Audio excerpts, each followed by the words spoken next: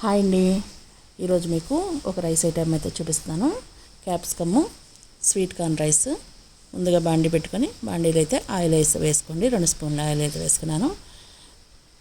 జీడిపప్పు, బిర్యానీ మసాలా, లవంగా, దాల్చిన చెక్క, యాలక్కాయ, బిర్యానీ ఆకు, అనాస పువ్వు, జాపత్రి వేసుకొని అయితే ఒకసారి కలుపుకోండి. వేగిన తర్వాత కొద్దిగా జీలకర్ర అయితే వేయండి. జీలకర్ర కొద్దిగా వేగిన తర్వాత అల్లం వెల్లుల్లిపాయ ఫ్రెష్గా నలుపుకున్నది అయితే వేసుకోండి. అల్లం వెల్లుల్లిపాయను అయితే పచ్చివాసన పోయే వరకు కూడా వేయించుకోండి.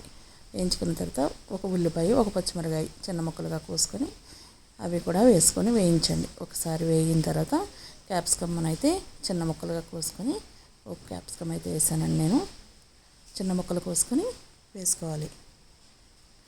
అలాగే స్వీట్ కార్న్ అయితే నేను ఉడకబెట్టేసి ఇలాగైతే స్వీట్ కార్న్ వేరు చేసుకున్నాను.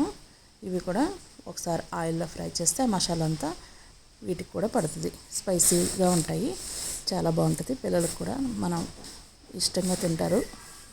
ఇలా జీలకర్ర పొడి, ధనియాల పొడి, గరం మసాలా పొడి నేనైతే రెడీ చేసుకుని ఉంచుకుంటానండి.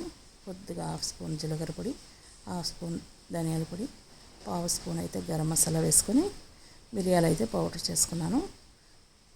1 స్పూన్ వేసాను. స్పూన్నర అయితే ఉప్పు, కొద్దిగా పసుపు, స్పూన్నర కారం వేసి ఒకసారి ఆ స్పైసెస్ అన్నీ కూడా ఆ క్యాప్సికమ్కి స్వీట్ కార్న్కి పట్టేలాగైతే ఒకసారి బాగా కలపండి. ముందుగా రైస్ని అయితే ఉడకబెట్టి పక్కన పెట్టుకున్నాను. పొడి పొడిగా ఉన్న రైస్ని దీంట్లో అయితే మసాలా అంతా రైస్కి పట్టేలాగా బాగా కలుపుకోండి. ఇలా కలుపుకొని ఇలా సర్వ్ చేసుకోండి. సూపర్ ఉంటుంది, చాలా బాగుంటుంది. రైతాతో తిన్నా, ఏమన్నా కర్రీ వేసుకున్నా కూడా చాలా బాగుంటుంది. కర్రీ లేకపోయినా కూడా చాలా బాగుంటుంది. ఇలా ట్రై చేయండి. లంచ్ బాక్స్లోకి అయితే పిల్లలు చాలా ఇష్టంగా తింటారు. నా వీడియో నచ్చితే లైక్ చేసి, షేర్ చేసి, సబ్స్క్రైబ్ చేయండి.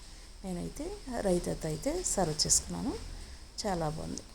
నా వీడియో నచ్చితే లైక్ చేయండి. Thank you.